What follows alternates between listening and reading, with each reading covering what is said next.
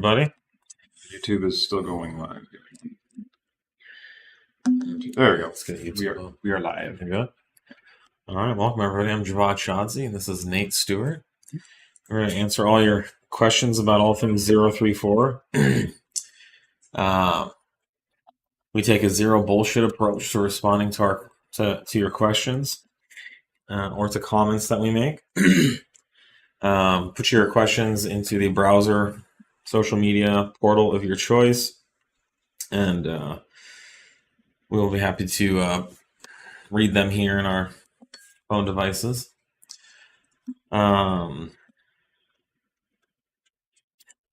Miss anything? Limited update questions. Yeah. Currently in sale. We did have this. We talk about that a little bit. We have a sale going on now. Yeah, currently have started our 4th of July sale, Independence, whatever sale, as of yesterday. We're streaming on YouTube, Facebook, and Instagram. So whatever one of those you prefer, you can get to us and ask your questions there. Mm-hmm.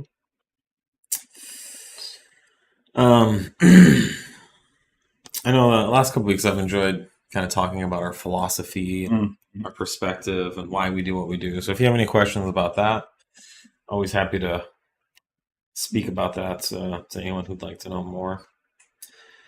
All right, let's jump in. We got some questions here. I think this one was from last week about the fleet. Oh. Yeah, well, comes up on someone last week asked about if we could show our fleet, which we can't. I don't have a, that'd be tough to. We would have to do a walk around. I don't have a fleet in my pocket, but maybe I don't know. Maybe we should do a marketing. Should do a video. Yeah. I did one at Laguna like 6 years ago when we were at the track. I went around and like talked about all the cars when I was doing. It'd be good to do it again this year because it'll be a pretty full crew there. Yeah. We have company cars that the company owns that we buy for R&D and engineering development purposes, and then we also have a program where if employees buy a car that we need, we will pay part of their payment to use their car for development. Yep. So that's actually been a really great program because we don't always need to buy the car. We just need to do some tuning. Some variant of some platform we're already supporting. We just want to get some more exposure, in-house when we're doing updates and development stuff. Yeah. It helps a lot. And it's great having employees invested in these platforms as well. So, there was a second part of that. Do we bring them to the track? Yes. We bring a lot of the cars to the track. I don't think we're going to get the Q7 out there this round, but I mean, for the most part, everything is track tested, road course, and depending on the setup, quarter mile stuff. So we run them through their paces quite often. Are the normal driving shift points different in your Stage 2 TCU for the B9 3.0T? I find the stock tune upshifts too soon quickly when accelerating at a normal pace. They are changed. Generally, the Stage 2 stuff is a lot more remapping on the shift points. I can't say specifically offhand what's changed and in which modes, whether it's comfort and dynamic, both, and where. But yeah, you'll get generally a much sportier feel overall with the Stage 2 TCU file on those.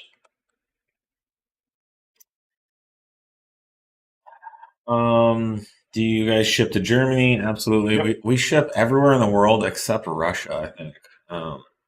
Russia's been more and more difficult now with the war going on, but I think we stopped shipping to Russia even before the war started because there was a lot of dishonesty and crime. Getting parts to their intended recipient was not a sure. I guess that's corruption, right? And so corruption, or just the shipping companies couldn't rely on the drivers. I don't know, but basically, most of our companies that we use for international shipping stopped shipping to Russia. So the parts would leave here and never end up where they were supposed to.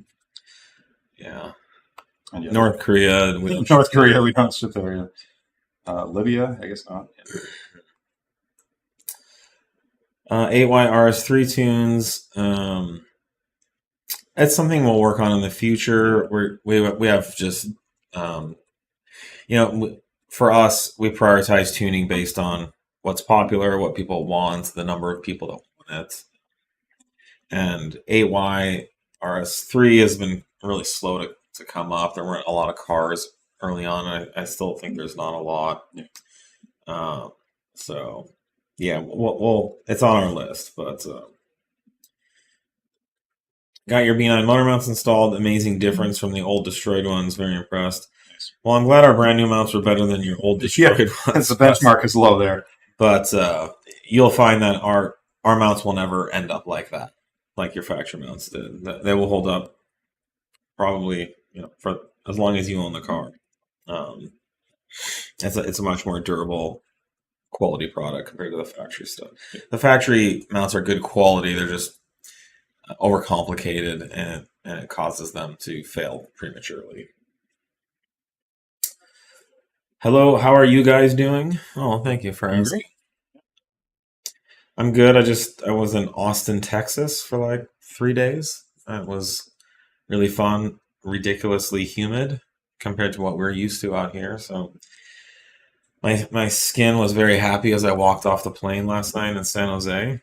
Yep. It's just I grew up in the Midwest, which is similar climate, and like at 2 in the morning, it's still like 85 degrees and more. So that was cool. Fun city.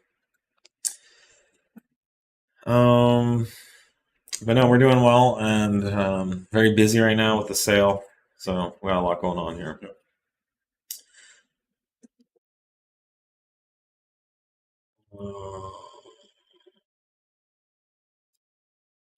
What do you guys think is the best mod to maximize power out of the Audi S5? Well, depends. If you're talking from a stock car, definitely a stage 1 tune. If you've already done stage 1 and you want a big bump in power, probably the TTE810 tune. If this is a B9, yeah. Yeah. You make sure you guys are specific too when you're talking models with us. Obviously, there's huge differences between like a 8 S5 and a B9 S5, or I guess I'm talking B9. Your B9 S5. Your options and our recommendations are going to be very different. But yeah, if you want to do a follow up with more details, but I think what I said is true for the B9 S5.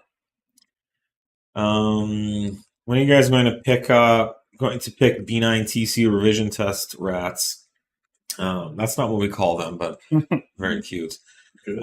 We have way more submissions than we need. A ton of submissions so we're going through those right now. Yeah, we have 20 times more submissions than we need. So we'll be going through those this week and start the process.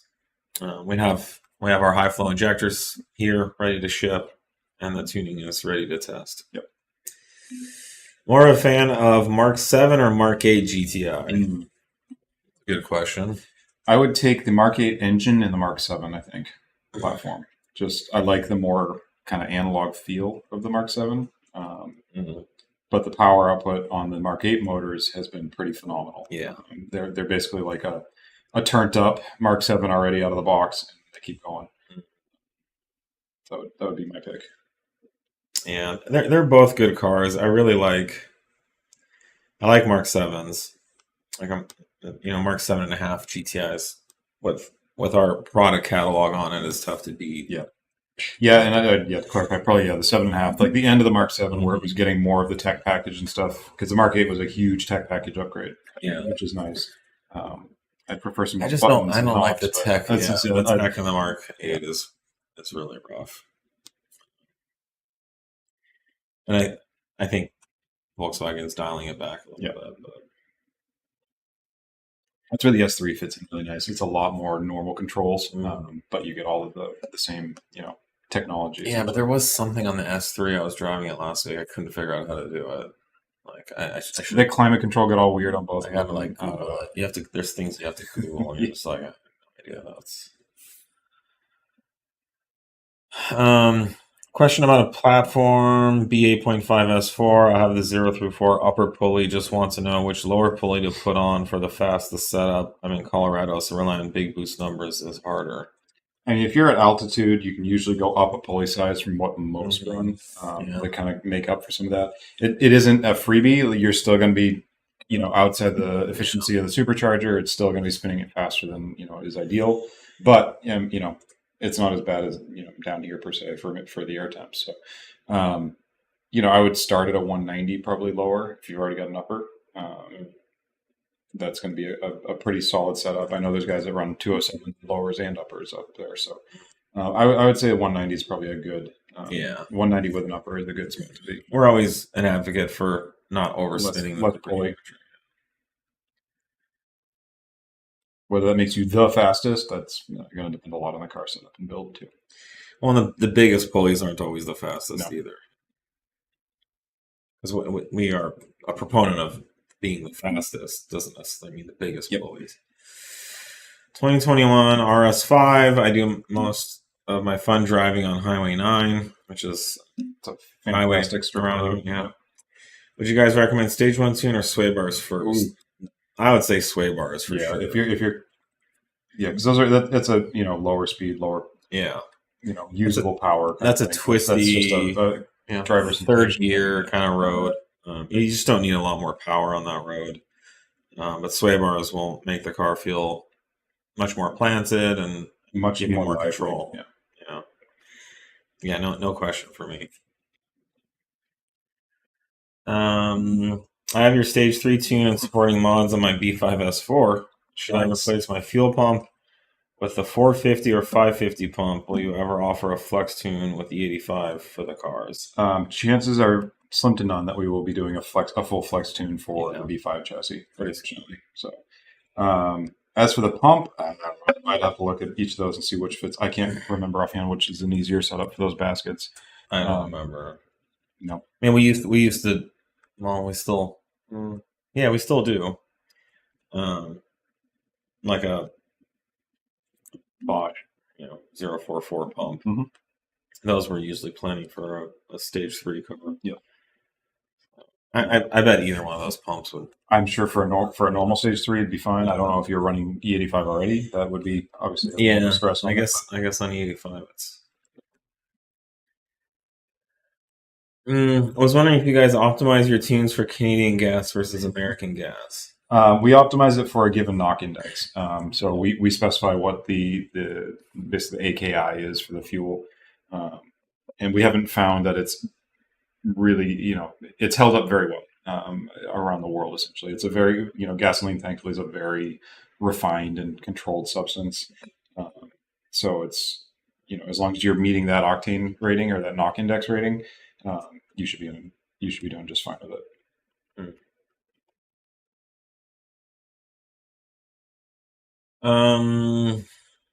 I think there's probably not as much of a difference between Canadian fuel and like I always say, gasoline is a highly refined,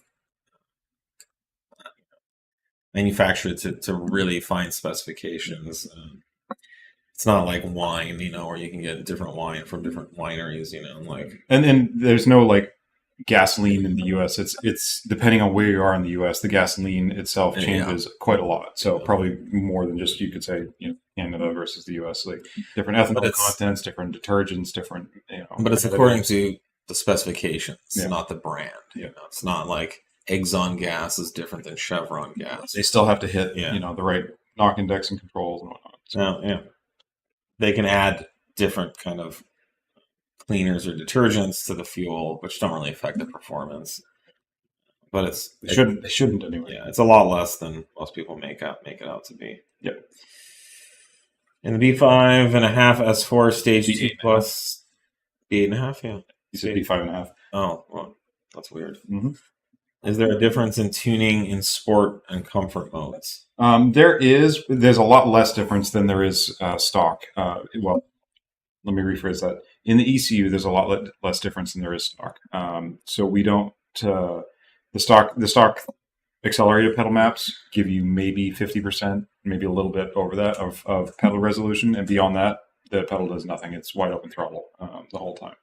So we rein that in and give you much more control, because when you go and you increase the overall amount of power, that half pedal travel, your resolution, so you double the power, your resolution's cut in half again. So it gets really touchy if you don't properly go in and give that pedal resolution back. And it's not as light switchy as the stock sport mode mapping, but it's much more controllable and drivable.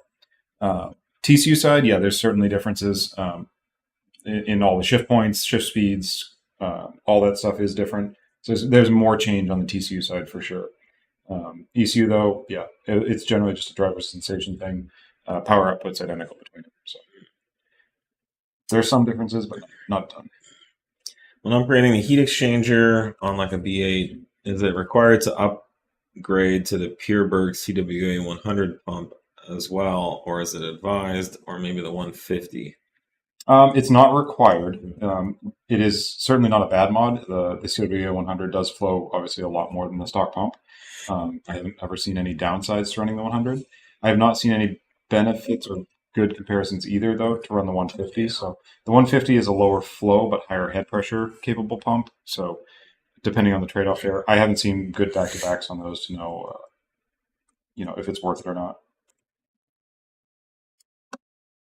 Last week, you mentioned having new B9 injectors with a tune that they'd be 94% over stock flow and 50% for the RS5. Should we expect similar things for the B8, B8.5 platform?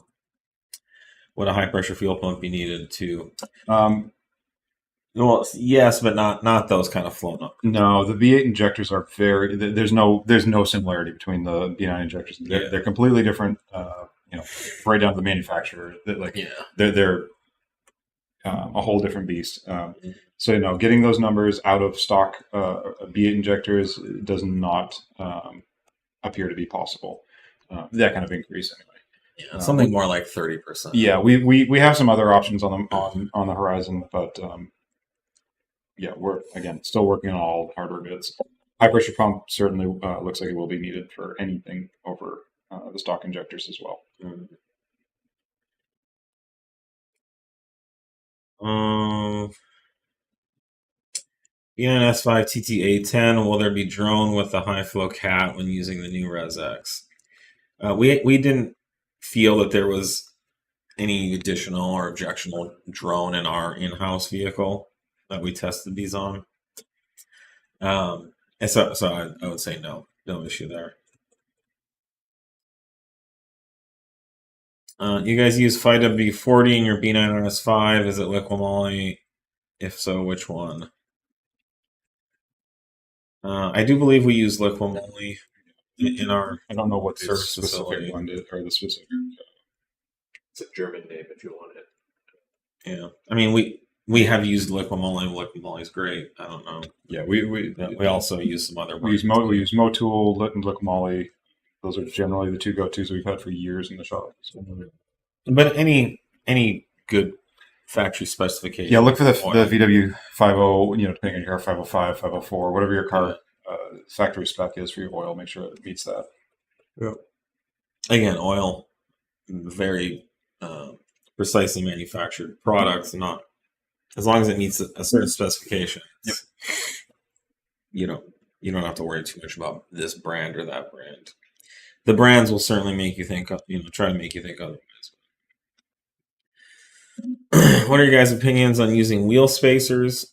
No issues. I generally, would not want to use any more wheel spacer than is necessary. Yeah, keep it small. Because you get some misalignments, and the more you extend that out, the bigger that misalignment becomes. It's good to use studs.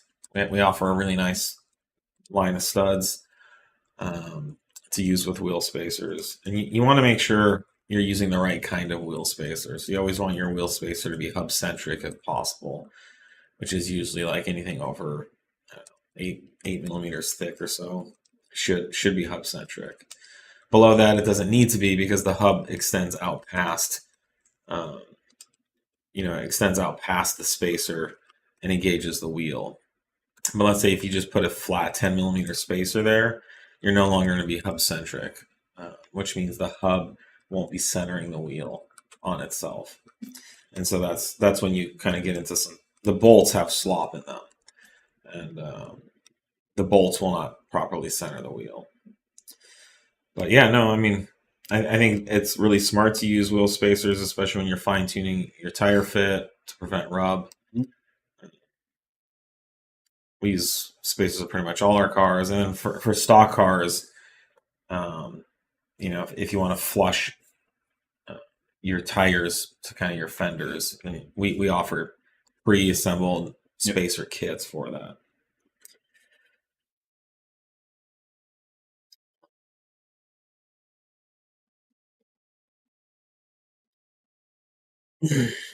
Do I need to take off my rear wheels to install the rear sway bar and sway bar end links on my 8P A3 3.2?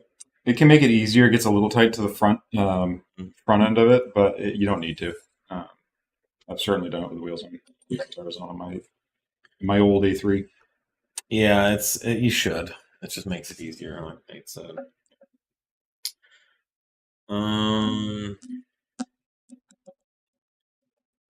Will there be any new parts released over the Summerfest sale for the 3.0 T Supercharged platform?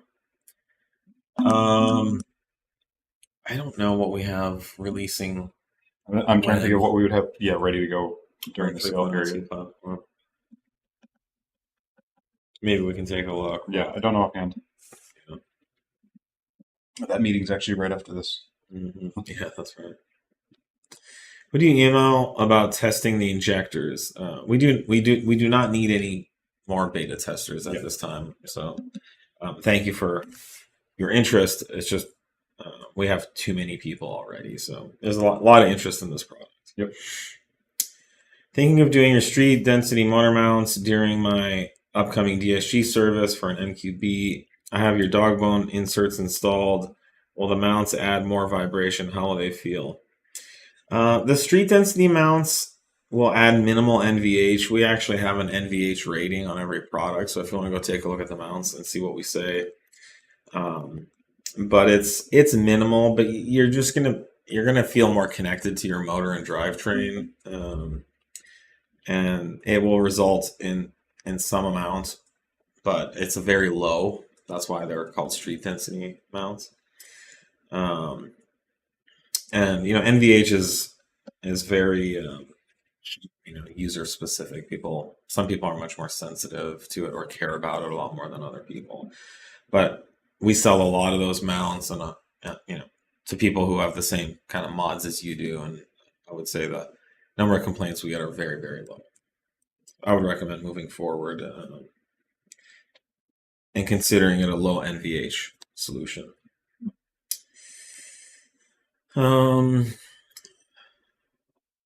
Supercharger heat exchanger for C7 A6 is about.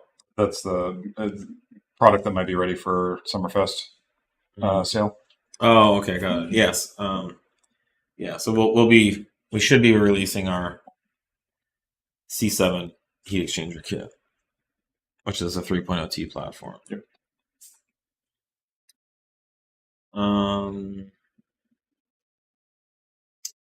How bad would it be to run the Golf R Turbo on my stock clutch GTI, Mk8 GTI? The Golf R Turbo doesn't necessarily make more torque than your GTI Turbo is already making. So torque is what you need to watch when you're looking at clutch stuff. So, if you're concerned about it, we do have a low torque file for those, but it's not going to be making more torque necessarily than you're already making at your peak torque, depending on which tune you're on, but it sounds like you might be on E85. So, someone's asking, will the stock clutch hold the full torque E85 stage 2 file? Yes, we have not seen any issues at this time with those. I think that is what we always say is there's a lot of kind of hype from the Mark 7 clutch slipping issues that's translated to Mark 8. If it wasn't for the Mark 7, nobody in Mark 8 would be concerned about this, I don't think. So, the Mark 8 clutch does look to be a better... it's a totally better setup than the Mark 7 was from the factory. Yeah, so there's just the concern is really not needed. What's your view on the upcoming 3.0 2-liter stroker kit for the 3-liter TFSI by AMTuned. I haven't seen any running them yet, or seen any data from them, so we'll see. Yeah. I mean, it's obviously more displacement per revolution, so that does its own thing. Generally with stroker stuff, stroker kits used to be really popular, like going, especially B5 era, Mark IV, 180 era, where it was very popular to go from like a 1.8 to a 2-liter by increasing the stroke. Yep.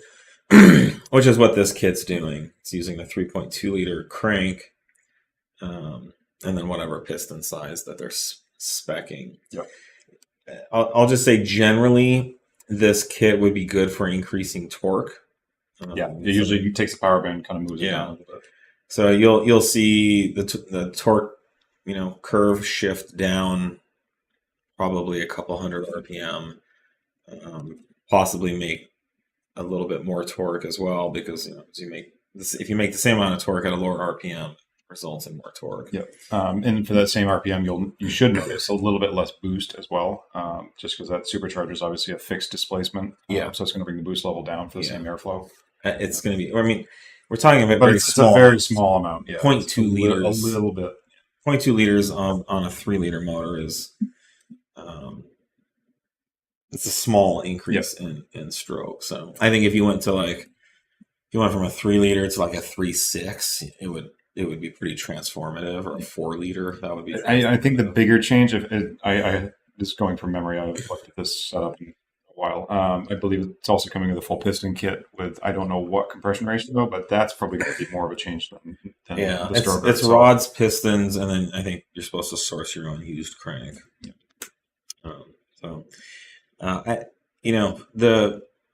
The 3-liter supercharged motor just doesn't make very much torque, right? It's not a turbo, so the supercharger, comparatively to a turbo, it doesn't make much. Supercharger simply cannot produce a lot of boost at low RPMs because it's fixed. It can't spin faster than a crankshaft. You'd have to give up all your top end if you wanted more mid range. Yeah. So. Somebody's saying 9.5 to 1. So that is quite a difference from the stock compression ratio. So that's probably what you'll notice more.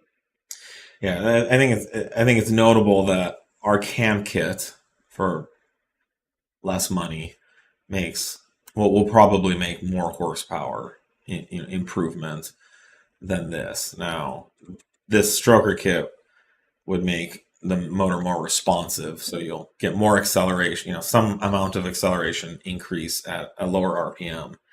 But if you're, say, drag racing, I don't think a stroker kit would make much of a difference. It'd be interesting to see what it does. But so I think for like a turbo motor, like it would maybe make more sense because it scales up with the boost. And I believe that's just a stroker, right? They're not punching out the cylinder diameter any. They might be. I mean, they could be increasing. I looked at it a couple weeks ago.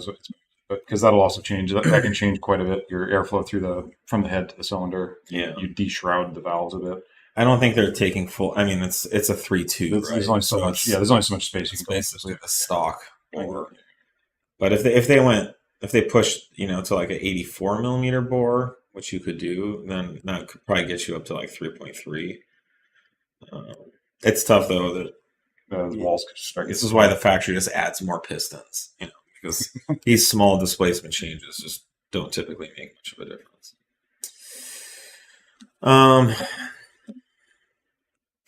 Do you need any other mods or tune to run a hybrid turbo on a Mk8 GTI? You definitely need a tune. Yes. Yeah, you need a specific tune for the turbo. Yeah, we do list on these products everything that is required, and then when you go to flash it, you'll also see everything that's required. But yes, you do need supporting hardware components for it as well. We require an intake, our intake, and the current tuning is, racing only, high flow race cat. We also recommend things like drivetrain mounts, engine mounts, inserts to harness, tame the power to the drivetrain. Just wanted to give 034 a huge shout out for their great customer service. You guys are awesome. Can't wait for new B9 S4 mods from your company. Sweet. Great to hear. Thank you. That means a lot to us. Someone's asking about what stats for 3-liter TFSI engine failures on our tunes. This would be B8. I don't know. Is that B8 or B9? Yeah. B8. That's what TFSI usually. It usually means that. We don't publish failure stats. Most of them end up on social media in some way or another. As far as I know. But I mean, it's I would say essentially zero. It's very low. I can't think of any off the top of my head. I know some have gone. We had some a while back for whatever reason where there was like a rash of motor issues. We had some. We actually had a motor shipped here because we were trying to figure out what was going on. That one was the high pressure pump. That was the high pressure pump fail. Yeah. We've seen a handful of those. The high pressure fuel pump was installed incorrectly and leaked fuel directly into the crankcase, which caused the engine to fail from gases of lubrication, a bad lubricator. Yeah. So we've seen a couple of those. We've seen injector failures and intercooler brick failures. But we have never documented or validated a case where our tuning caused them to fail. So, technically speaking, failures from our tunes, the stat is 0.0. But it gets murky because engines blow up, even stock engines, lots of stock engines blow up. And so just because there's a correlation to having our tune on the motor, but when we dig in and we look for the root cause, it's never been our tuning. Yep. And it's the same. I mean, it would be a, pandemic, epidemic, some sort of demic. I mean, if the tune was what was causing it, the tune is the most consistent, most repeatable component in computer. Any of these builds. Right. It is bit for bit. Every single thing is there and checksummed, and it is the same across all the cars. Yeah. So if there's a failure mode in there, it's going to show up regularly and repeatedly and in the same way. Yeah. Nate's right. I want to expand on this point that unlike, let's say, assembly or component failure issues in an engine rotating assembly, like let's say Hans, on a Friday afternoon wanted to leave and didn't properly torque the head bolts properly, and then that engine fails, you can trace it back to Hans because Hans is not reliable, right? He's a human, and his motivations for what was, the Hefeweizen beers that he was going to consume that evening had a direct impact on the assembly and quality and result that particular motor produced.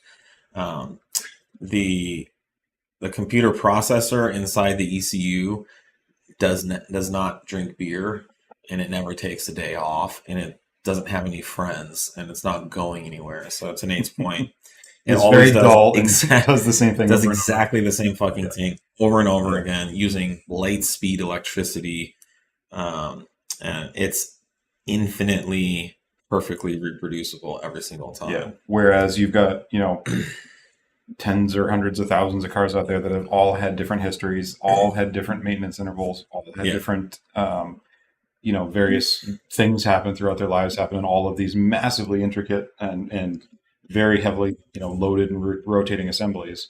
There's a lot going on to make all this work. The ECU and the tune is by far the most reliable. So I've established it's incredibly reliable. So what does that mean? Well, it means that if it's functioning properly, it will never cause a problem. It also means that if it's not functioning properly, it will break everything every single time because it's so accurate. Do it all the time.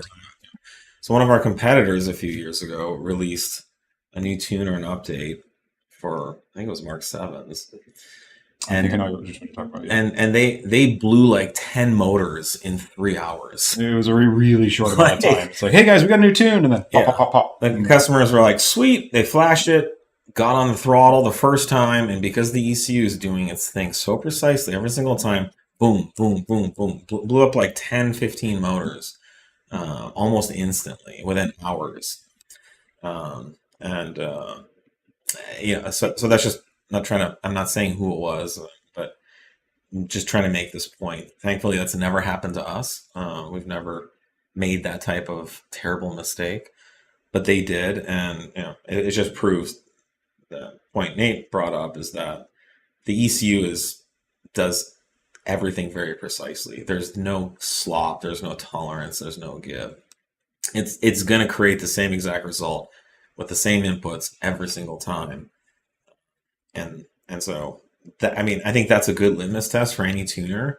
If we've flashed 10,000+ B8s and we've never had a failure, that means that it's not the tuning. There's no issue. Now, does that? So what? So then let's say out of tens of thousands, 10 motors failed at some point. Well, it's not from the tuning, unless there was something specific about that car, that box code that created, which again, there's almost never a case where there's that few cars that are affected by that.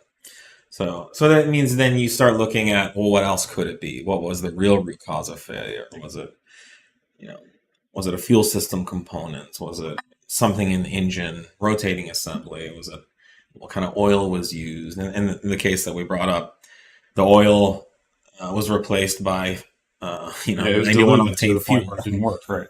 And so that destroyed that particular motor. In other cases, the engine blew up. Oh, okay. Well, the heat exchanger started leaking coolant into the motor, and it hydrolocked. And in other cases, the catalytic converter melted and caused EGTs to skyrocket, and that whole cylinder melted. So there have been engine failures on our tuning, but they're not because of the tuning.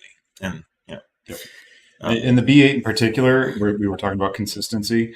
I don't know if it's a well-known fact, but it's the software on the B8 and B8.5. Audi had to do a software update towards the end of life on the B8, and that luckily it was an emissions related something or other. So that forced anyone with a B8 that they had to go to the dealer, get updated before they could re-register their cars. That migrated every single box code on the B8.5 to the exact same software. The box codes are different. There's differences between them, but the underpinning calibration is like 99.9% identical between all the B8.5s. And then the B8 has its own like one version of software that everything ended up kind of migrating to as well. So across all of our platforms, the B8 and B8.5 are the most homogeneous, you could say, calibration package between them. So you're getting the identical software across all of the different platforms or all the different cars. The B8s in particular were affected by a piston ring problem, which Audi has had for years. The B8. Oh, this is age, the oil control ring stuff. The B8 2 liters suffered from that, new from the factory. We had a number of B8 like A4s and A5s with blown motors. Early on that ended up getting warranted and stuff like that. So Audi has struggled with piston ring, and that's a popular failure. But everything else I mentioned, that I just mentioned about intercoolers and cats and stuff like that, all affect the B8. But again, our tuning's not the issue. Can you explain what you're referring to when you say box code? I say box code, yeah. It's kind of an industry term that where it started, but generally it's the software part number for your engine control unit or transmission control unit. It's the identifier that is used to know what version and revision of the software you have. So we call them box codes. It's just the term that's been used for as long as I can remember for a given software version inside one of those control units. Mm-hmm. Thing we have to deal with. Yep.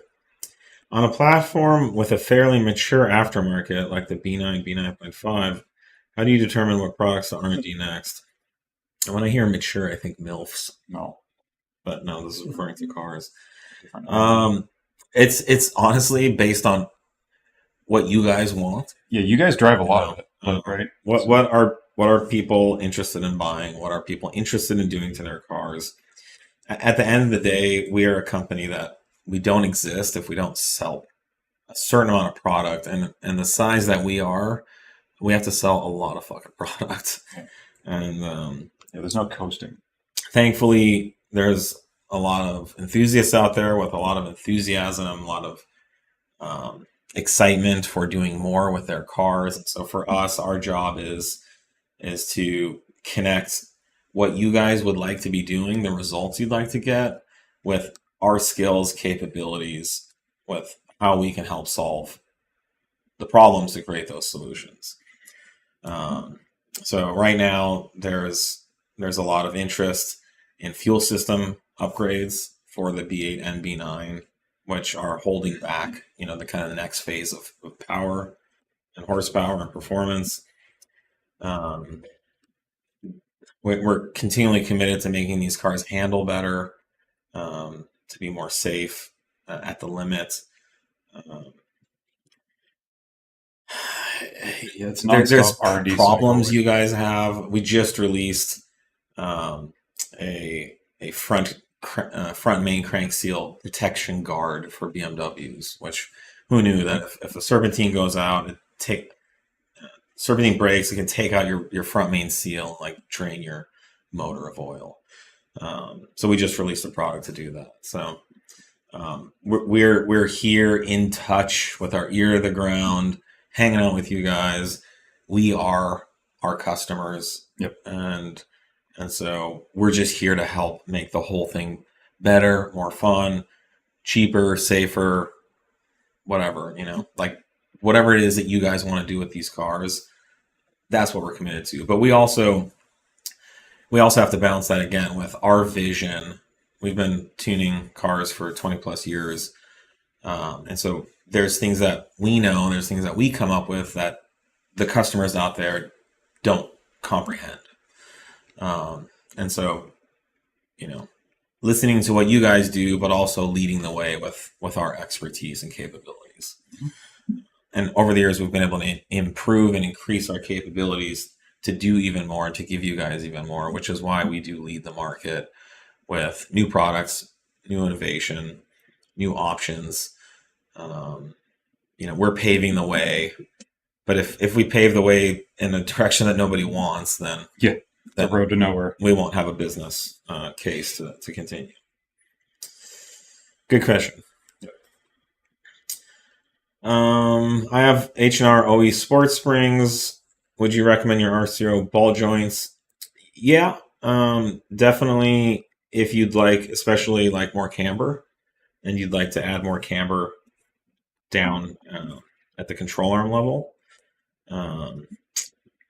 So yeah, it's definitely something to consider. You can put everything back into the stock location if you want, but getting that additional camber does make the car, it gives the car a lot more grip. But they mentioned that the springs supposedly lower the car 3/4 of an inch, which sounds low, but that is going to change the geometry, So the RCO ball joints will help correct for that. I think we designed them with about a 1-inch drop in mind, so I'm sure you're right around there. I ordered an A10, should be here in about 2 weeks. Should I order RS injectors for stage 3, or should I wait for the 034 stage 3 injectors to come out? Will that be a long time? We are still in beta testing, so it would, and we do take beta testing seriously, which means it's not just we're not just going through the motions. So it could be sooner, it could be later. Can't say. We'll have to rely on the results of our beta testing. So I think in general, if you're okay waiting up to a month or two, you should be in a relatively good time frame. If you're in a huge hurry, you may want to just go with what you have and then have an extra set of injectors as a backup. Because you could flash with our tuning to either injector set. Mm-hmm. Like if you just swap the injectors, you can flash from one to the other. There's no other hardware changes. Yeah, no, we're not gonna. Yeah, so we'll have both files. Yeah, and the RS injectors aren't too expensive, so it might not be bad to have an extra set of injectors. We don't have a tune for the stock injectors, so. But excited for you to get into the A10. This is gonna be awesome. You're gonna love it. Any risk issues with installing your magnetic drain plugs for haldex, rear diff, or plastic oil pan? Nope, that's why they're there. That's why we made them. Yeah, no issues at all. It's the opposite of risk. It's there to pull particulate out of the lubrication media. It's comfort and peace.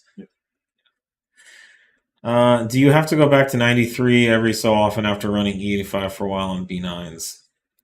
I don't think it's a bad idea. Yeah, it's not a terrible idea, but we don't have like a religious schedule we follow, and we've got guys running it a lot without doing that. So. Yeah, it's not a bad idea because gasoline is a much better solvent than ethanol. So I think if you ran a tank of gas through every month or two, it wouldn't be a bad thing.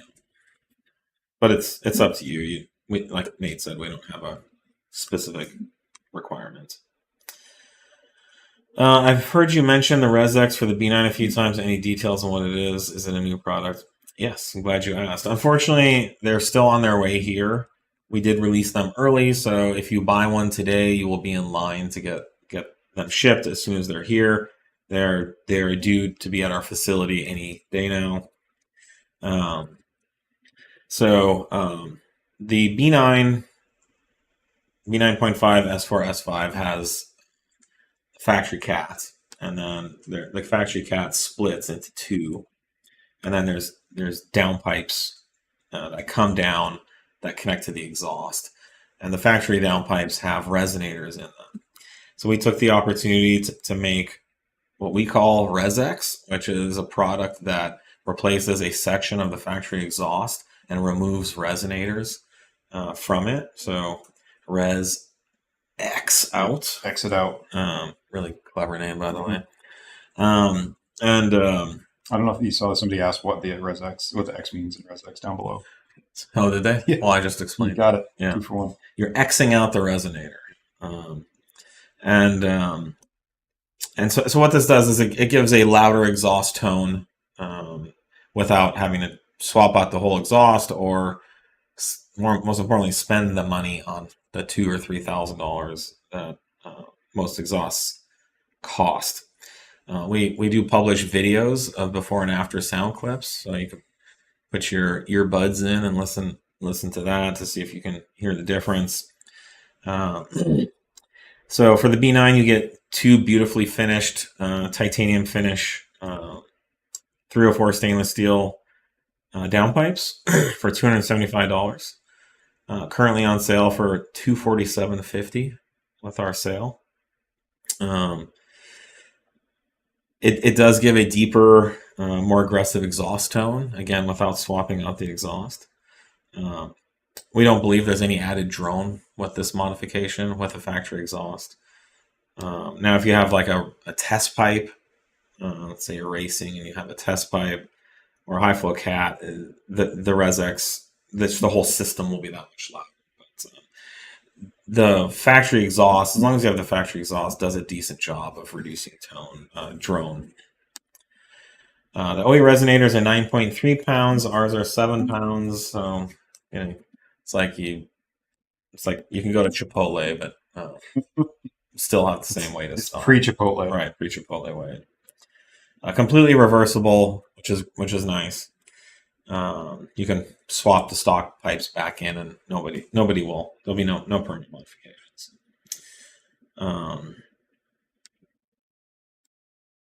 And this product is also compatible with our ResX resonator, delete, and X pipe for the B9S4. So if you do these and our X pipe, you've replaced about half the exhaust system with and you've removed 2 sets of resonators. And that's going to be a louder, more aggressive sounding setup. So we have a bunch coming. So order with confidence. We don't have a ship date, but again, it's going to be any day. They're on their way here. Hopefully in the next week or so, we'll be shipping those out. But we will run out at some point. Given that they're on sale, we've already sold a bunch. So grab some, as APR would say. Grab a set. Grab a set today for maximum funnage. I don't think they've used that one yet. You're welcome. You just spun them up. Yeah. Look for funnage coming soon. All right. If you guys have any questions about those, let us know.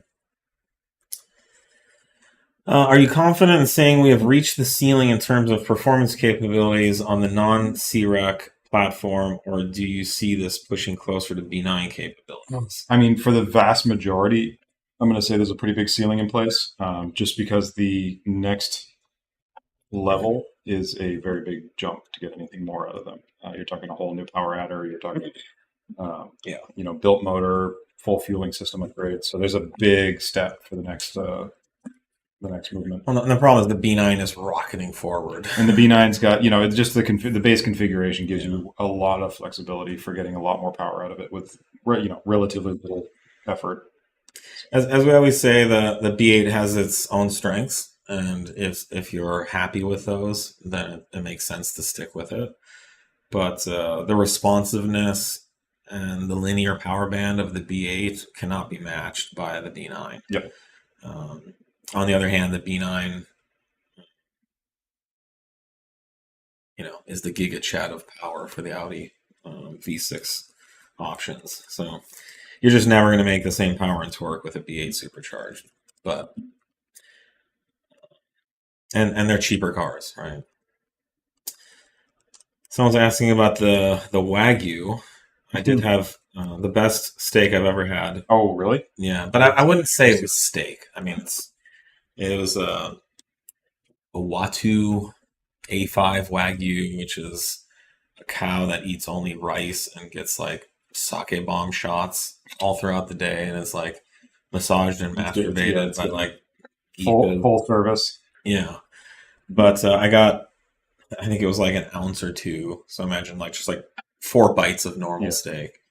But this steak, and it's like the steak was $30 an ounce. So I think I probably paid $60 for 2 ounces. But it just melted in your mouth. The most delicious buttery flavor, and it's like at least half fat, but it's not the bad kind of fat like you get in a normal steak. That kind of gristly, chewy, gristly fat. No, it's just like melts on your tongue fat. You kind of just squish it with your tongue a little bit, and it's just it's amazing. If you ever get a chance to try some, I went to Boa Steakhouse in Austin. There's also one in Hollywood and Manhattan Beach. I think there's 5 or 6 now around the country. But I wouldn't recommend, getting an 8-ounce one of these.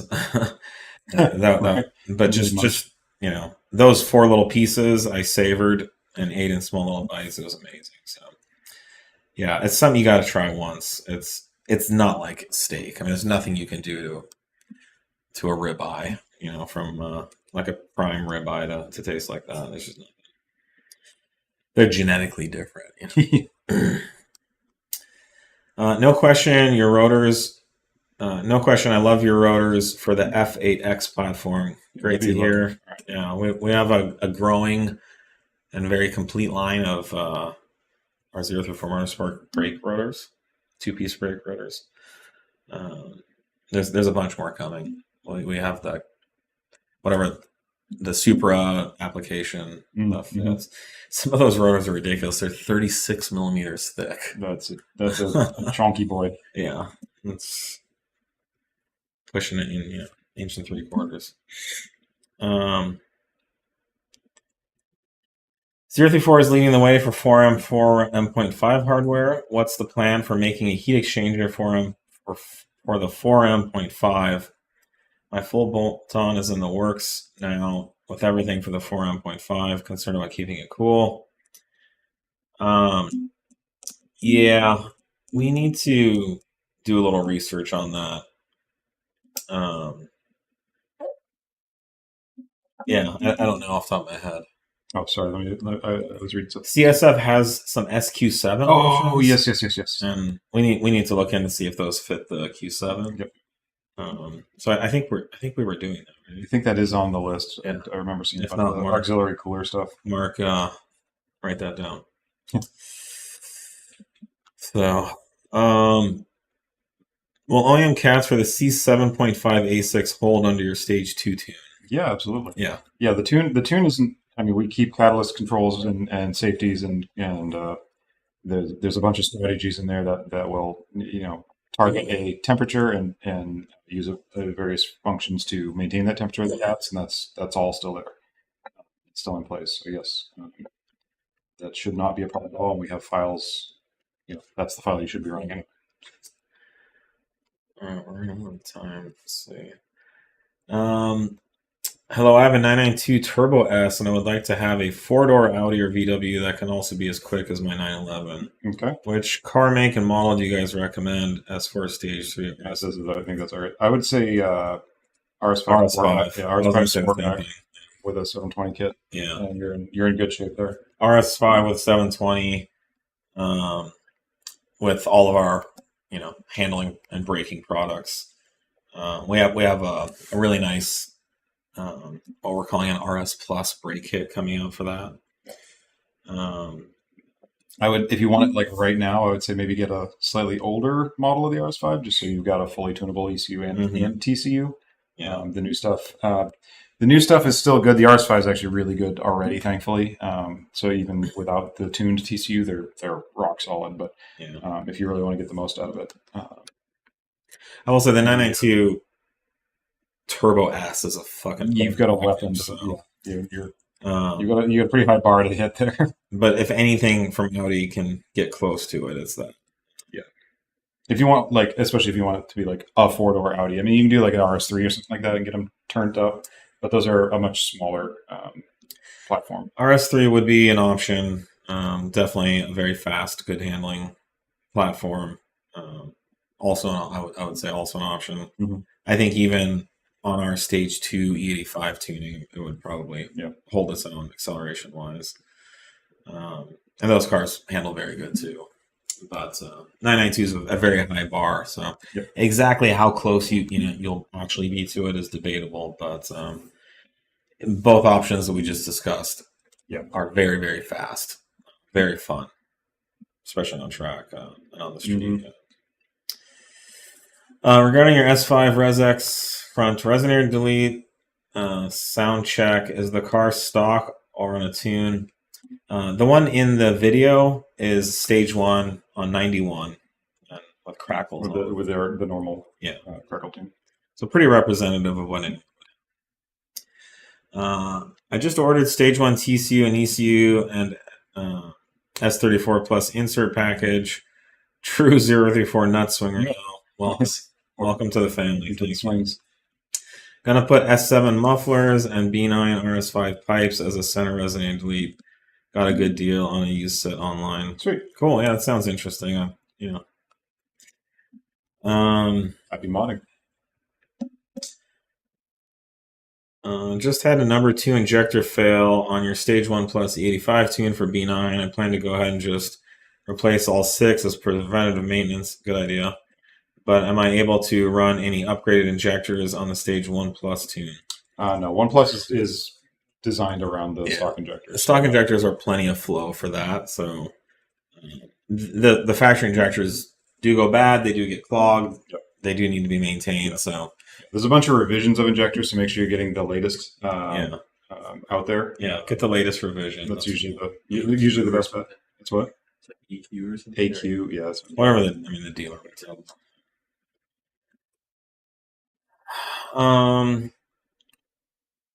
What do you guys think of supercharger belt slip on 93 stage 2 3.0T? Will jokerz grip tech pulley make some power and gains in the curve? I've seen Mustang Hellcat forums talk about. No, you shouldn't be getting belt slip on a normal stage 2 setup. You can play around with belts a lot, and there's some belts that are better than others, but I haven't seen anything where you need a grip tech for a stage 2. It's just not needed on this. I mean, Grip Tech is a company that developed this coating.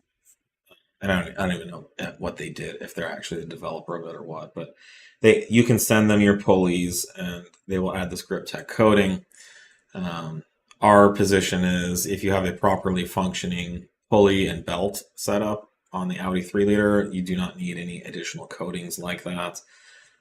Slip is really not an issue, so it's kind of a solution and a solution looking for a problem. Especially for a stage 2 ratio, as you go up and up, it might be more of a issue. But I mean, even here, we don't run grip text on any of the stuff. We've tracked the crap out of ours. All right. We're good. We have one last one. Kind of take a minute. Someone's asking a challenge developing the upgraded PCV system for the B9 B9.5.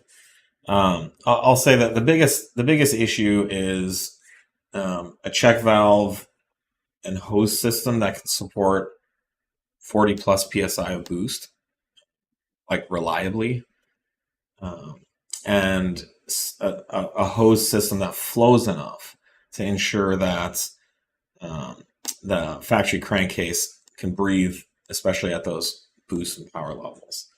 And so that wasn't quite as easy as just slapping an aftermarket hose and an aftermarket check valve on. We've had to do a lot of work to design and develop our own check valve system and hoses that met all that criteria. So most of the options on the market that we've seen don't do both of those at the same time and don't do that well. Some of them don't do any either. But yeah, those are the challenges, and it's interesting. Like, you just never know what you're going to get with these platforms. We haven't really seen this issue on any other platform, but the B9, the way the PCV system's designed, presented this opportunity to solve this particular problem. Yeah, and they're all getting more and more complex too. There's a lot of different flow paths given, intake manifold pressures, turbo pressures, and so taking all that into account does get tricky with the correct flows going each way. Yeah, and then the power level that this motor is making is kind of unmatched for an Audi V6 ever. So, all right, I think we're out of time. Thanks for joining us today. I don't think we'll be doing one next week. I'm out the whole week. And I think I'm out the week after, so we might have a gap. We might have a big old gap. We'll see. Yeah, we'll do our best to squeeze one in if we can. Cheers, guys. See you next time.